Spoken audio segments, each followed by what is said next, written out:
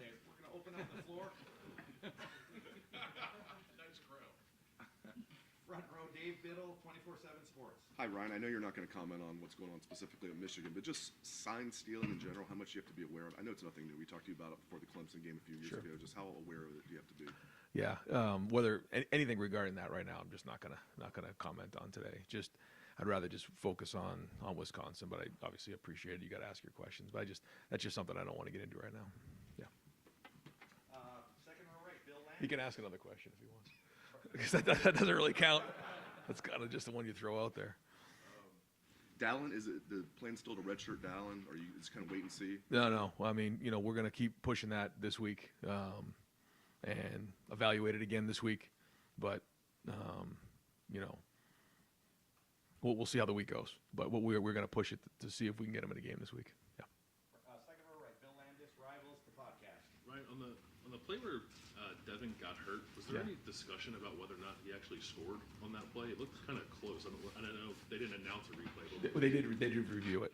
They did, yeah, and they said he was short. Yeah, we knew it was really close. Once he went down, I figured wouldn't have to use a challenge because I thought it was really close. But once that happened, they let me know that they did review the call. And I know you said I think last night on the radio that you're not going to have him for a few weeks. So does that package of plays get shelved? Do you look at can Lincoln do any of that Yeah. stuff, or a Wildcat situation? Like Yeah, no, he's very athletic, and he can. He's younger, but he is athletic. So we're going to look to see if we can maybe possibly get him in that role. See how the week goes. Fourth row middles, Tony Gergen, Buckeye Huddle. Ryan, with Carnell Tate being as advanced as he is, where does he compare to guys at this time in the past? Chris Olave Yeah. and Marvin and those guys. Similar. I mentioned that to somebody just the other day. When you look at where Chris was that year, Garrett, Jackson, those guys, Marvin, Mech, they were coming on as you hit the mid-year, and then the second half of the season is where they really made an impact. And I think Carnell coming at mid-year allowed him the opportunity to be in that same position and kind of be on the same trajectory. Do you view him basically as a starter at this point? He's a contributing member of the offense, and he does. He's got a really good skill set. He's got to keep growing and building for sure, but he's somebody that we feel confident putting in the game.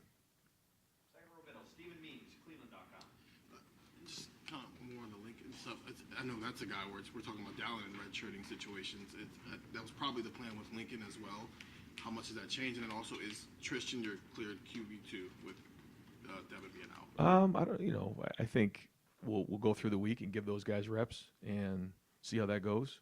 Tristan has experience. I think they might be 5 or 6 years apart. Talk about different guys. But I think where those guys are. One's a more experienced guy. One is a younger guy that we think has a really bright future here. So both are different, spots in their career, and we'll kind of see how this week goes. Devin's been getting the majority of the reps with the two, so those guys haven't really got a ton of reps. We do practice on Sunday, afterwards, and allow the younger guys to get reps. So that's where Lincoln's got a bunch of his reps. I think he's done a great job of staying engaged. Tristan's done a great job in his role, but now that role is going to change this week. So we'll see how the week goes, and who knows, maybe they both will have an opportunity. Can other guys maybe play that role, like maybe Xavier, other people? Does it have to necessarily be a quarterback in this situation when you guys go with that red zone package? No, I mean, we do have guys. Xavier played, a little bit of that in high school, and we've messed around with a couple things with Mecca, but it certainly makes it, going on the road and, with the environment, to put somebody in there like that. I mean, that's kind of a tough spot to be in. So we usually like to use the quarterbacks. Right behind him, Dan Hope, 11 Warriors. Ryan, it seemed like the running game, you kind of got something going there in the first half, and then in the second half, it really wasn't effective at all. Just when you look back at the film, what did you see as maybe the biggest issues there? I wish I could point to one thing, but I think it was a combination again, which isn't good enough. They're very good against the run. Don't get me wrong, but it was there were times where there was something that wasn't fit up front properly, or it was the running back, maybe not hitting the hole correctly. There was a couple runs in there that I wish, schematically we had back. But again, I'm just looking at the film. I don't think there was anything there that we just had an extra guy coming off the edge. So, we got to execute it better. We got to coach it better, and that's on us as coaches to get it done. And so we'll work our tails off to get it done this week because we need that balance, and we got to be able to do that. How fixable do you feel like those issues are at this point?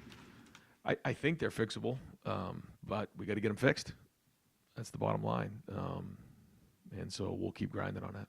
Right behind us, Pat Murphy, 24/7 Sports. Ryan, I assume the answer to this will be competitive excellence, but you come off a big emotional win against Penn State. Yep.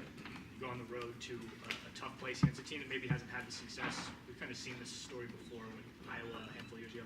How do you keep the guys at that same level in maybe a game that won't necessarily have the same feel, even though it's a night game on the road? Right.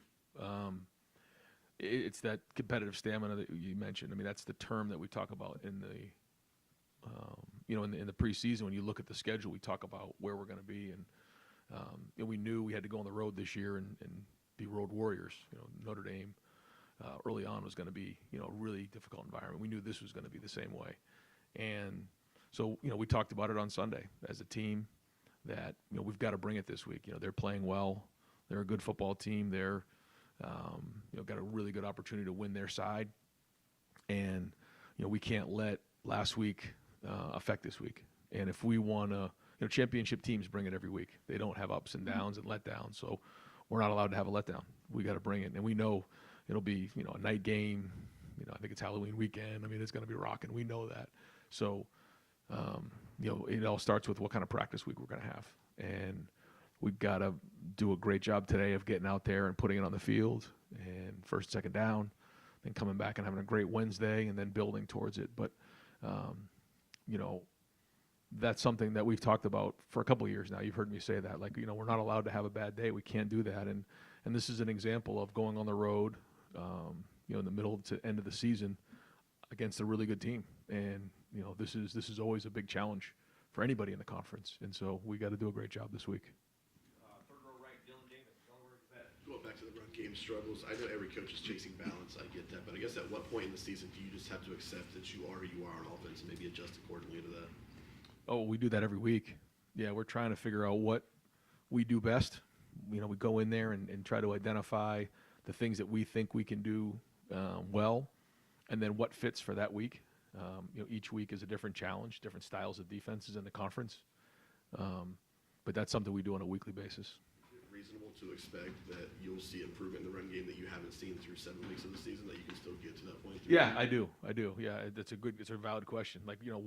It's at what point? I think there has been signs of that, and so we're going to keep pushing, and we think getting a couple guys back could help as well, help us become more explosive. So we keep pushing. We believe we can do it, and I know we can. I mean, the number one goal is to win and be 1-0 on Saturday night, but you do want to see certain progress in areas that you're focusing on. Some of them we have over the season, some that we need to do a better job of. But now as we get into the home stretch, we got to be playing our best football. We said that, right? We want to be playing our best football at the end of the season, so we got to roll. Far right, Clay Hall, WSYX.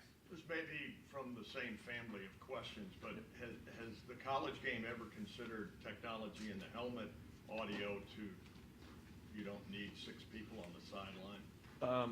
I believe they have. It's come up in meetings, but I don't know where that's at right now. Like a cost issue or? Right, I'm not exactly sure. Yeah. And how do you avoid the distraction of all of that up there? And maybe you just said it. Yeah, well, again, when you're at Ohio State, there's always going to be noise, whether it's things that you aren't doing well or, things you are doing well. Coming off of a game like we just had was exciting. Our defense played excellent. There was flashes on offense. You win the game. It's your second top 10 victory in first 7 weeks. You have to ignore that noise too. I still come to work every day thinking we're not very good. and I feel like we should have won by 30 points, and you have to have that mentality because whether good, bad, or indifferent, you can't ignore you have to ignore what's going on outside because what matters is what's going on in this building right here and getting better and winning on Saturday. So that's part of being at Ohio State, and we love that part of it because everything we do is relevant, but we have to make sure we're staying focused and avoiding all distractions. Far left, Joe Nugent, WCMH. Do you have an update on Trey, Denzel, and Mecca will be available this week? Yeah, we're expecting to have great weeks of practice out of those guys.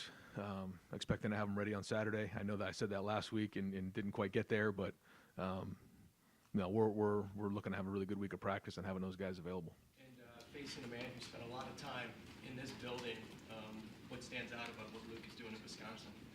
I think it just started when he was at Cincinnati and what he did there and what he built. His teams are always well coached. Certainly, he left a lot behind here as a player and as a coach.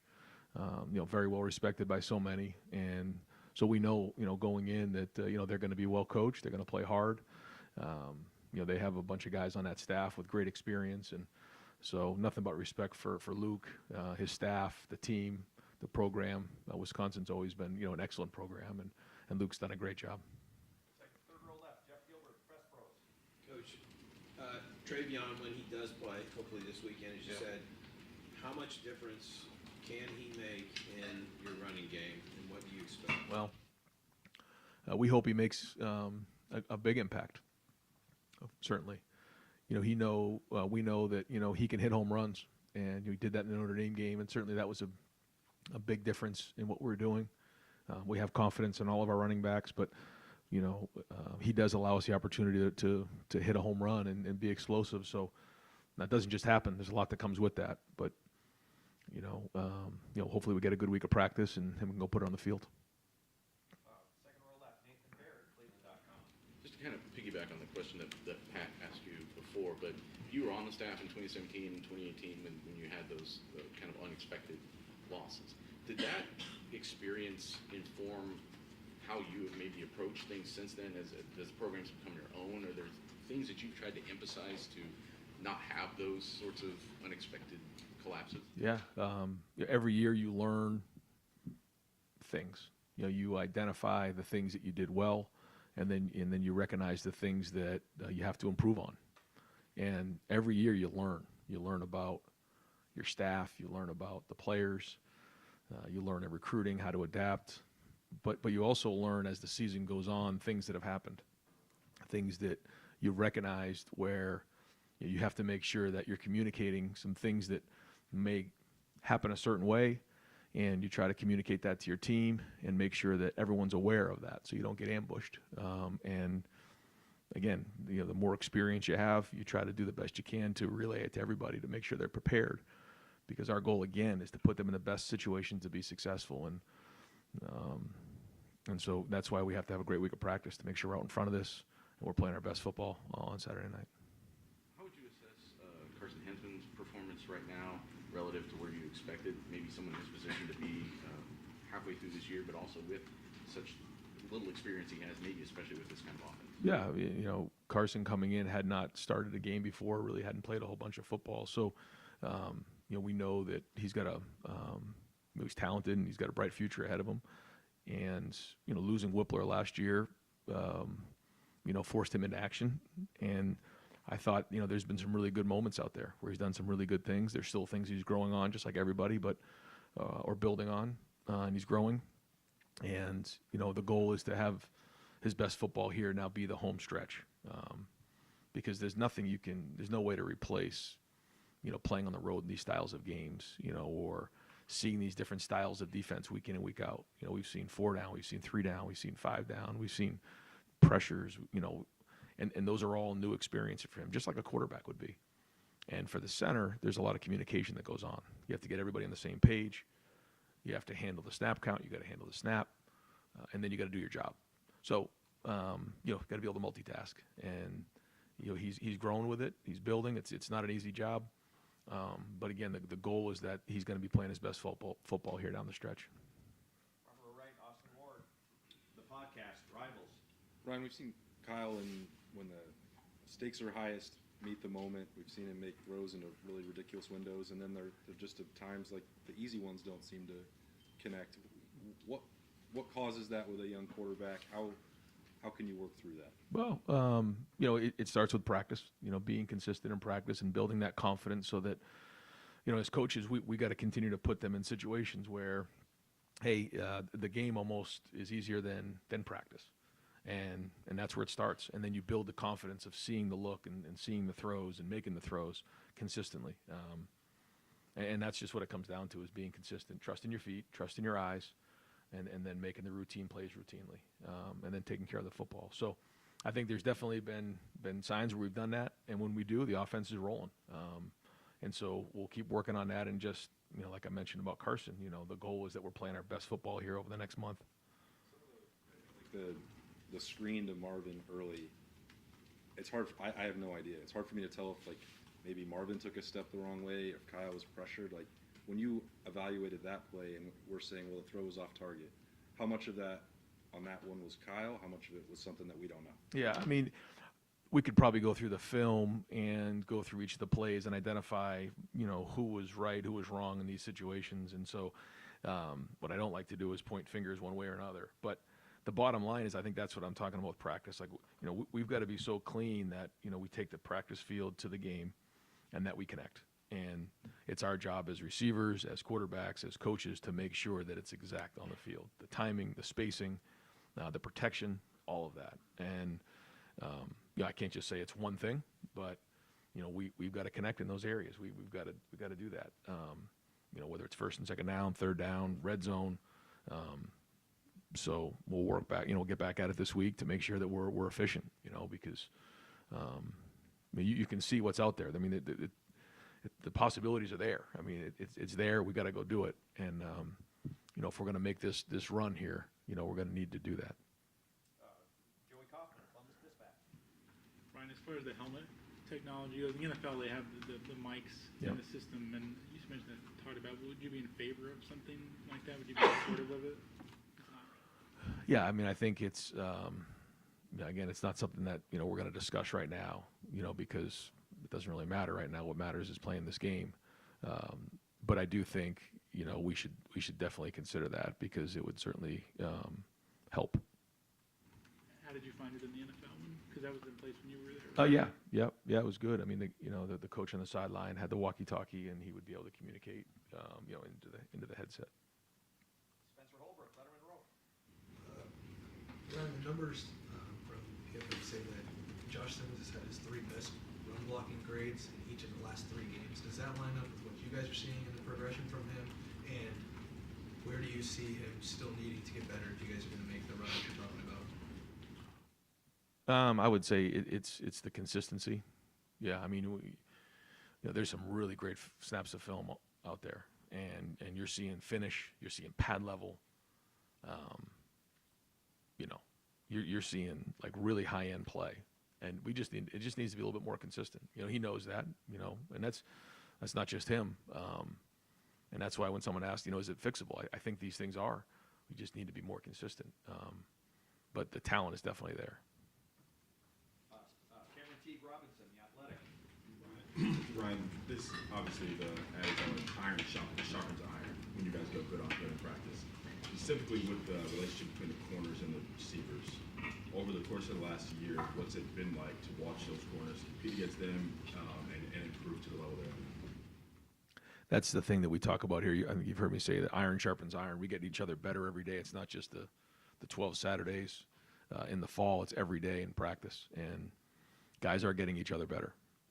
Whether it's, I think one of the reasons why maybe, our tackles were able to block the defensive ends this past weekend is because, you're going against JT and Jack every day in practice, and vice versa. I think, JT and Kenyatta and Jack were able to get pressure, on a really good left tackle because they go against our tackles every day. So it's the same thing on the back end with the receivers and the DBs.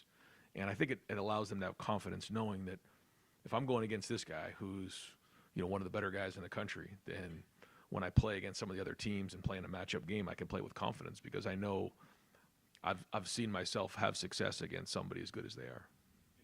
When you have a freshman like Jermaine, he's playing his first major snaps in a huge game. what you see from spring to now, Yeah. from him, is that what gives you the confidence knowing that, like, I mean, Jim made the point that he didn't even really know how big the moment was. Is that what you Yeah, that's probably right. Yeah, that's probably right. You know, he just that was him, and that is him. But he's one of the more competitive guys that we had in this incoming class.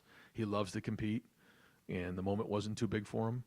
And now he's got to be consistent. You know, it's one thing to do it. Now it's another thing to do it, multiple weeks in a row. So he did step up in a big way, and he has made a lot of progress from when he came in. But that's part of being a freshman. You know, it's part of it is, the football part of it. Other part is just overall, the maturation of a young man. Ryan, did you guys know that Jordan Hancock could be quite this versatile? I mean, he feels like a huge part of this defense at this moment. I guess what has been your perspective of his development? Yeah, we felt like when we were recruiting him that this is what we thought he could be. That we thought there was versatility there between nickel and corner, and that's what you're seeing. Very competitive, very instinctual. And you're seeing it. He works really hard. He's another guy with a great work ethic that is always in here watching film, getting extra work in. He's very serious. He was very frustrated last year with that injury that he had, and so worked hard this offseason, and now you're starting to see his best football. For that 2021 class, you talked before the season about this was going to be a big year for them.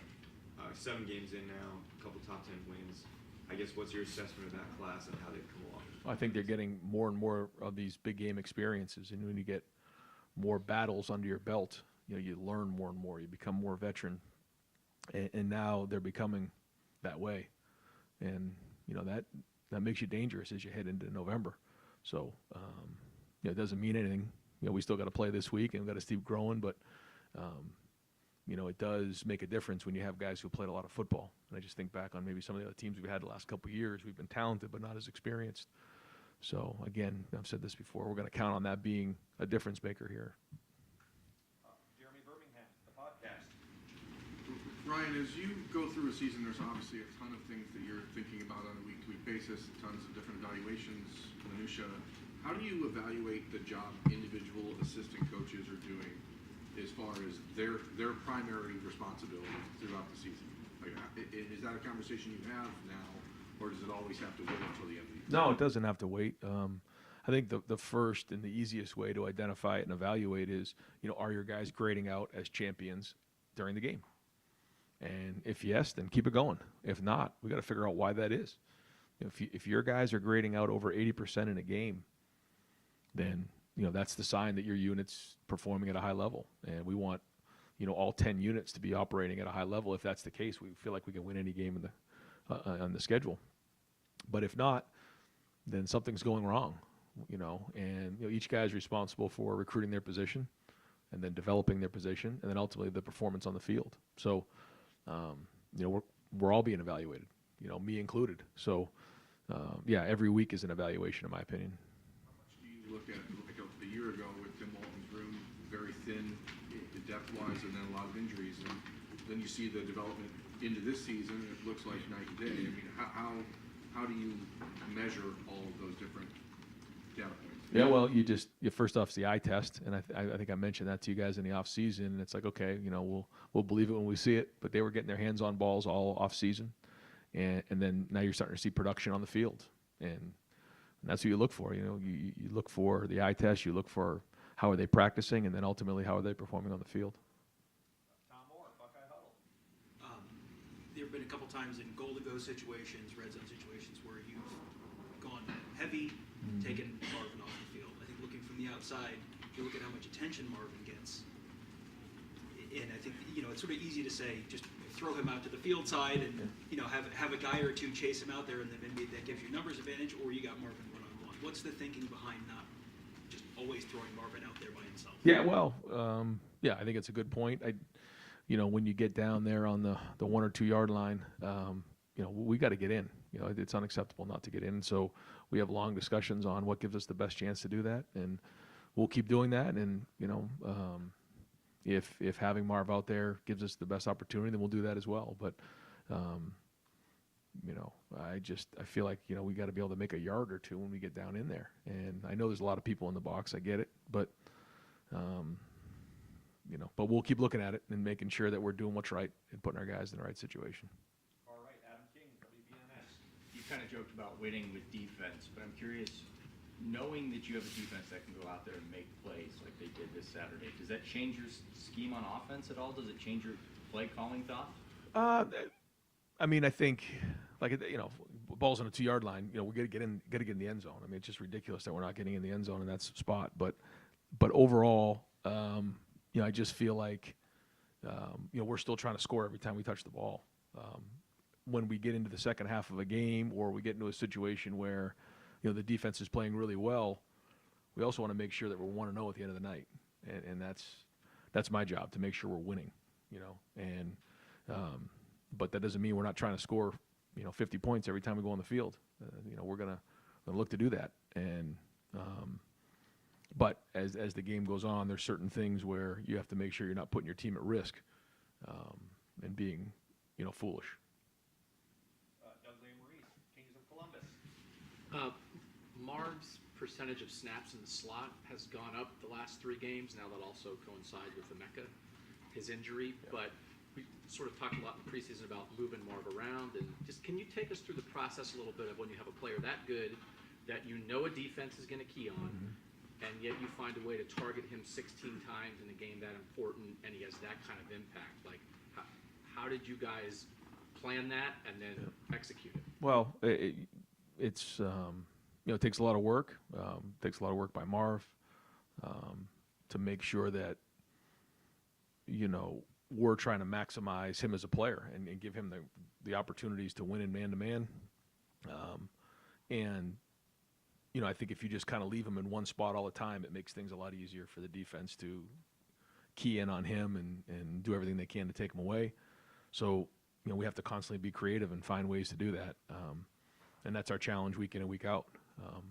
You know, the more efficient we can be in other areas, the less pressure, you know, it puts on Marv. So, you know, I know that we have to do a better job of taking pressure off of him, but at the same time, we're going to try to find as many ways as we can get him the ball. And when you decide to go to something like a quarterback run package like you guys have done with Devin, certainly there's skill sets involved with the people, but also, not that you don't want anyone to get hurt. Right. But when you see the number 2 quarterback get hurt on a play like that, is that part of why maybe you don't want the starting quarterback doing that? Yes. Yeah. I mean, that's a part of it. You know, when you're you know, involved in those styles of runs, you know, you put yourself at risk. I thought Devin ran hard again. I mean, he poured it up in there and just came up short. But you know, you have to, you know, that's kind of the risk and reward. And you know, we lost him in that game, and probably will for at least a week or two. And so, you know, that's what you try to weigh out. You know, what gives you the best chance, and what's the risk versus the reward. You said on Saturday when you were asked about Kyle that, you know, you'd have to look at the tape, and there seemed to be some throws that he missed. He made some good throws, but also some ones he missed. Yeah. When you watched it again, what was your take on it? And is he are you content? That's a loaded word, but with where he is 7 games into his first year as a starter? Yeah, I mean, there was, like we kind of felt like coming off the field, there was really good plays, and then certainly plays where, you know, you like to execute better.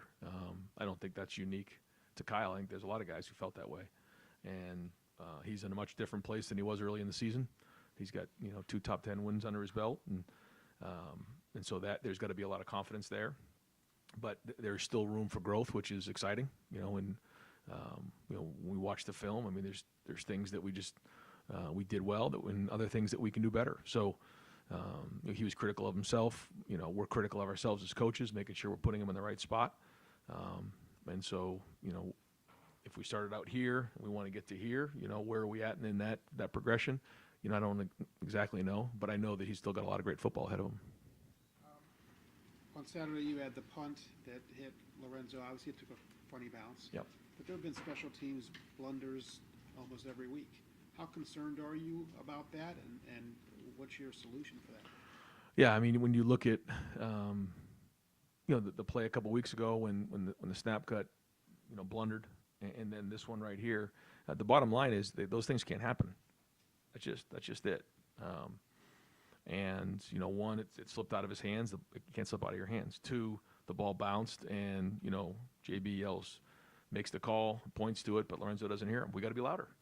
That's just what it is. And those are two strange plays, but they could cost you a game. And so, we've got to be better. We can't let that stuff, because that was a huge swing. Even the ball in the 2, we get a stop, and we're going to get that ball around midfield.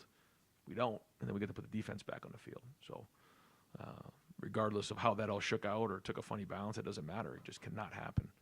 And we got to get the ball back in those situations. And final questions, front row, Tim May, on 3, Letterman Road. Thank you, Jerry. Just 3 quickies. Number one, when y'all watch the play, the third, You had ones every week. Yeah, the 3rd and goal out of the out formation, and literally the offensive line came off the ball as one. Yeah. One guy was off the line, was a beat late, and that's the guy That made the that play. when you watch that on video, when you show it to the team, I mean, do y'all throw stuff at the screen? I mean, what you know what I mean? Yes. What is the reaction, and how do you get that point across? Because that's a veteran guy. Yeah, well, yeah, there's no question. You're exactly right. You hit it right on the head. We probably need to, move him up in that situation, give him a better chance to make that block. But he's done so many great things that, so ultimately that's going to come down on us. We got to do a better job of putting him in a better situation. But yeah, that makes literally, make us, we can't eat solid food. It's just sick. The fact that we didn't get in right there. But yeah, I just feel like we got to put him in a better situation. The mesh lives, but as Marvin makes that catch and cuts across and goes to the side, Carnell Tate, freshman. Yeah, great awareness. Threw really 2 blocks on that play. And of course, the game is coming right at him, flopping on that onside kick, and he makes the catch and stuff. How does that elevate him in your mind? And what does it just show you about him and his gamesmanship? Yeah, gamesmanship and awareness in that spot. And I think there probably was a situation where maybe he could have pushed him in the back, but he didn't, and then he slid off to the next. It's just really good awareness. Great signs for a young player. And then, they see Marv on one side and they see Carnell on the other side. They say, we're going to kick to the freshman, and he makes a play like, smooth and goes down and game's over. Don't take those things for granted. That's somebody who the moment's not too big for him. He was ready for that, and again, really encouraging for his future. And one other thing, Josh Proctor, is he playing like y'all envisioned 3-4 years ago and stuff? When you watch video of him the next day, what's just showing up about him? I think we've always seen his potential and what he can be, and you're starting to see it more consistently now. And he knows that he and Lather are a big part of how we're going to play here down the stretch. And both of them have the ability, and you're starting to see way more consistency in that area. They're working hard. They're building confidence. I think you can just physically see that.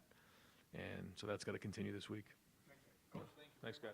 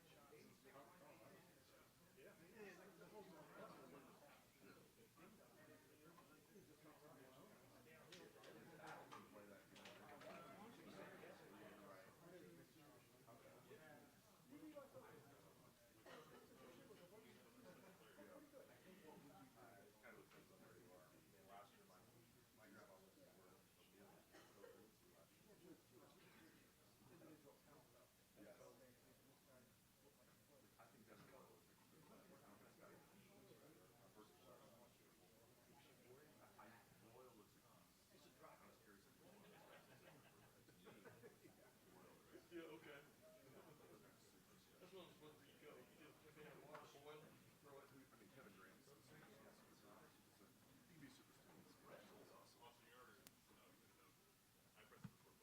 I saw it was hot. All right, guys, we'll start in the front row with Dave Biddle. Dave, go ahead. Hey, Jim, do you ever remember coaching a defense that was, I guess for you, 15-0 on third downs? At one point, you guys held them 15 straight. They were 0 for 15 on third downs. Do you ever remember coaching a defense that did that? I remember some good days, but that's hard to beat. Yeah, I can't specifically recall that kind of production. Tyleek specifically. I'm sure he's playing better and he's in better condition than last year. Maybe it's a combination. Is there one factor that's leading to him playing so much and so well this year? Nope, healthy reps, attitude. Tyleek has it all. So the athletic ability, it just keeps showing up. Second row, we'll go to Nathan Baird, Cleveland.com. Before you got here by a few years, this program was running into this issue where it had these sort of unexpected, catastrophic, I guess you would call it, losses that would crop up. Is there anything about the way Ryan runs this program that you think helps insulate against that, like the week-to-week approach through a season that helps avoid those sort of problems? No, Coach Day just preaches consistency. He breaks down the week for our players, what we're doing every day so they understand it. And, he's got a great intensity to him, that can motivate the players without bringing them down. So it's just a complete program. When you guys were deciding that nickel was the best position for Sonny, his ability as a blitzer, either just the skill or maybe his body type in that role, how much of that was a factor? It's a definite factor. I mean, it's an added dimension when you have a nickel with his size and athletic ability to be able to attack the line of scrimmage. Behind Nathan to Dan Hope, 11 words. Jim, do you have any opinions on the whole sign stealing deal, and what do you do maybe to counteract other teams trying to do that against you? I've been instructed by the higher ups, so I'm not speaking about that. It's a great thing about being a middle manager. I'm sorry. On that note, we'll go to the back. Cameron T. Robinson. Yeah, Leonard? Jim, when you look at the film of Jermaine specifically, just what stood out second watching of his game? He doesn't flinch, at the point of competitive excellence. There was a shot, right, in press coverage, and he got his head back for the ball. He finished through the ball on a huge stage. So I think that speaks right there. I wanted to ask you about that exactly, because there were times last year where the corners didn't really get their head turned around and they got called for a PI. What does it say about a guy like that who can, like you said, first time on a big stage, is able to turn around and make a run the ball? He's got a lot of naturalness, and he takes coaching well, and you can coach him hard, and he doesn't back down. All right, we'll go to the center back. Patrick Murphy, 247. Jim, when a team brings a quarterback off the bench to play in the red zone like you guys were doing with Devin, what are the pros and cons from a defensive perspective of that, beyond the obvious of he's dual threat? You're bringing a guy in, I assume that gives you some idea of what's coming, but also more dangerous, I imagine, as well? Yeah, you might have an idea of what's coming, but you got to remember it's all about practice time allocation, right? I mean, that's where there's only so many hours and that you're allowed to practice. So when you have someone with a different package, you have to practice that. You become more predictable, I guess, on defense because you just can't practice as much as you'd like to when the package changes. We'll go fourth row on the aisle. Spencer Holbrook. Jim, it seemed like last year you guys would adjust, but it would come after some of those bigger plays happened. Penn State had a 20-yard run, a 16-yard run, and then nothing else after that. What does it say about your guys that they're so with you, or maybe it starts with linebackers? I guess where does that start? Yeah, I just started to adjust sooner, I guess. But no, your point is well taken. They understand the system, so we can quickly go from one thing to another without having to get on the sideline and explain it and break it down. So they know enough that I can make those calls, change it right away, and they respond. Just the experience and this knowledge of the system shows up when it comes to not letting things snowball. Because there are defenses that will give up one big play that turns into two and then turns into a touchdown. And you guys seem to give up one, and then each play is like a new drive. Yes. I mean, there's a resiliency that comes along with knowledge and confidence, and I think that's what you're seeing. Jim Steele was kind of open that Notre Dame game and Maryland that he may have struggled a little bit, eye discipline, things like that. Did you feel like he was in that a little bit of a funk, and that was Saturday a bounce back in your mind for him? I think Steele is always learning and growing. I mean, you really can't discount the fact that he was a running back. He's just always learning and growing. So, but he did have a really good week of practice, and I told him that without giving him too much sugar, because I said he might be a diabetic. That's what I said to him. Steele, you did okay this week, but no, he had a good week of practice, and it showed up in the game. So, but he's always learning and growing. All the way on the left, Whitney Harding, WCMH. Hey, Jim. When you play Wisconsin, there's going to be a really good running back in the backfield. Braylon Allen's another in a long list. What is special about him from what you've seen? What does he do that's maybe different or just does well? He breaks a lot of tackles. He really does. In different ways, Guys try to go low on him, and he gets his pads down, and they bounce off him. So he breaks a lot of tackles. It's the best I can put it. That seems simple. One of the few explosive plays Penn State had against you guys with the tight end. Notre Dame had some really big plays against your defense with the tight end. What is it about those kinds of schemes with the tight end that maybe the defense is susceptible to, and how do you work on fixing that? Yeah, you get guys closer to the line of scrimmage, right? When you're covering someone and you're closer to the line of scrimmage, things happen fast. So you get, you lose your eye discipline in terms of the runs coming at you and the play action, and you don't have time and distance to decipher what's going on. So I think that's how tight ends get loosed, because things happen quickly. Second row right here, Bill Landis. Jim, is there anything unique or challenging about facing a Wisconsin offense that's going through a little bit of a philosophical transition compared to what they've done previously, but also still has a lot of the same personnel for the stuff that they were doing previously?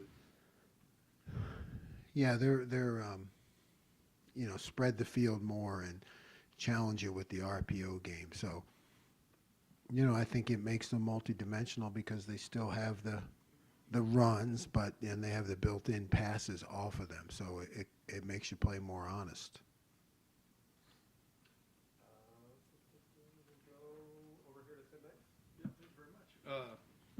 Obviously, they had to go to a different quarterback last week. The Mordecai got hurt, and this Lott kid. What just stands out about him? What's different about him compared to the previous guy? And how does that? You throw a lot of the video you had before out. Yeah, they're still running the same offense. He's very similar. It's maybe he doesn't have as much experience, but really similar guys, same offense. Yeah, but he kind of hit his stride in the second half against Illinois, so that was kind of an impressive comeback, wasn't it? I mean, Yeah, you could tell when he got some reps underneath him and into the flow of the game, he did a really good job. Yeah. And Josh Proctor, what's compared to Josh Proctor this time a year ago? What is the biggest difference? How can you describe what he's gone through in terms of getting him to where he is right now from the standpoint of being an effective, consistent player? At least it appears to be to me. Josh been through a lot of ups and downs, just in life in general. And I think that's why I've always coached college and want to continue to coach college, because he's just one of those guys. Sometimes it takes him 2, some 3, some 4, some 5, some 6, but eventually you get to see the light bulb come on and like everything starts to go right. You saw him in high school. I mean, you. Oh yeah, I saw him. Yeah. Yeah, I was at his practice. Is Yeah. this the kind of player everybody projected for him to be at this point? This is it. He's starting to hit on all cylinders. Yep. Fourth row middle, Tony Verdeman. I was just going to ask that, Tim. Thank you. When did you see it for him? When did that light go on this year? It isn't on. It sure looks like it is. He's on that path. He's on that path. Our job as coaches is to keep pushing him along. That's what we have to do. It was one of those things that where you hoped you saw the talent, but you really didn't know until games. You just didn't know. And with Brock until he started to do it in games, and then he started to string games together, and that's what makes a great player. Was it frustrating for both of you last year that it didn't happen? Sure. Yep. I'll go to the left on the aisle, Jeff Gilbert. Safety-driven defense you talked about, talking about Josh. Is this defense being safety-driven like you wanted? Is that coming to fruition? Yeah, I think you're starting to see that. I mean, you're starting to see safety show up in different places and making plays at critical times. And that's just an understanding of the system and how they can make plays. We'll go front, second row here, Doug Maurice. Jim, all the work you put in during week to prepare for a game, are there times when you're sitting up there and like the artistry of calling a game, are there days where you feel like, okay, like I've got it, like I have a feel for this, and are there days where it's like, oh, I planned for this and it feels like, banging my head against the wall, I just can't get a handle on it. Like, what's it like when you're up in the box? All of that. I mean, you can't, it's really one play at a time and 3 plays ahead at the same time, while you look backwards, to learn from what happened and what they're trying to do, maybe what you did well, where they might go with it. There's really no time to, kind of say, oh, that was good, I mean, maybe for an instant, but you have to move on. It's just a highly focused job, one where if you're doing it right, when it's done, you have tremendous headaches and you don't really know what happened. You know what I mean? You just try to get into a zone and stay there no matter what happens, because that's what we want our players to do. We want them to stay there, keep competing, keep playing no matter what happens, and that's what we have to do as coaches. And Denzel Burke has played probably as well as any corner in the country this year. Just to have a defensive performance like you guys did without an excellent player like that, like what does that tell you about this secondary of this defense? That just tells me they're buying in. They're seeing what Denzel's doing and the other guys, and they're all just kind of getting in line and ready to play. And coaching's been great. The attitudes have been great. The competition, right? Remember I said it all starts with the competition in practice and going against great receivers every day, and they're stepping up, and now they're all just hungry to play. They want their shot. Right next to him, Stephen Means. Start with Jordan Hancock. It's one thing to be able to do both of those things, but I would assume it's very difficult to be able to do both of those things in the same game, depending on what's going on in the game.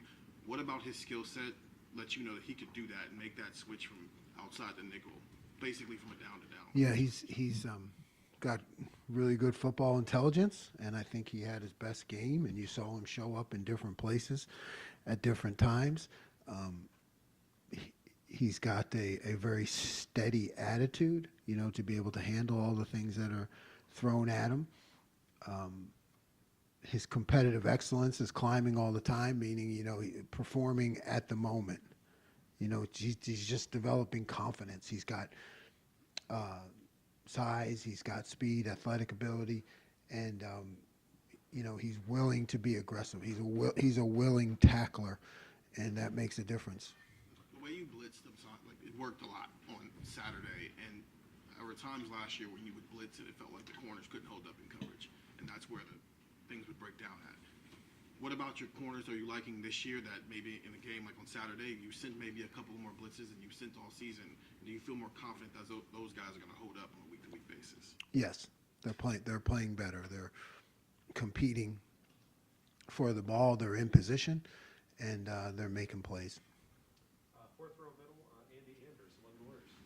Yeah, so it felt like you did a little more with blitzing against Penn State. There was, I think, an all-out blitz where Proctor got a key third down stop. Just, I guess when you have players now that understand the system so well, as the year has gone on, do you feel like you've introduced more of those maybe aggressive blitz concepts because you feel confident in the back end to prevent big plays still? Yeah. I mean, and they're always there. It's just a matter of timing and when to do it, and not put our guys in bad position. But you're right. The more they understand it, and the more we're able to defend on the back end, the more we do it. We will go in the front row here. Bill Rabinowitz, Columbus Dispatch. You mentioned sugar before. A lot of sugar is being kind of tossed your way. You personally and the defense, I know you well enough. Does that, in certain ways, kind of scare you?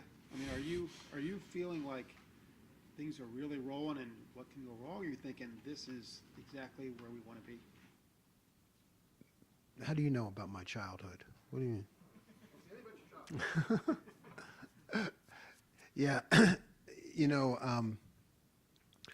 it's really added pressure, right? And it's really becomes my job to get the players to understand that, when you start to play well, the expectations become higher, and that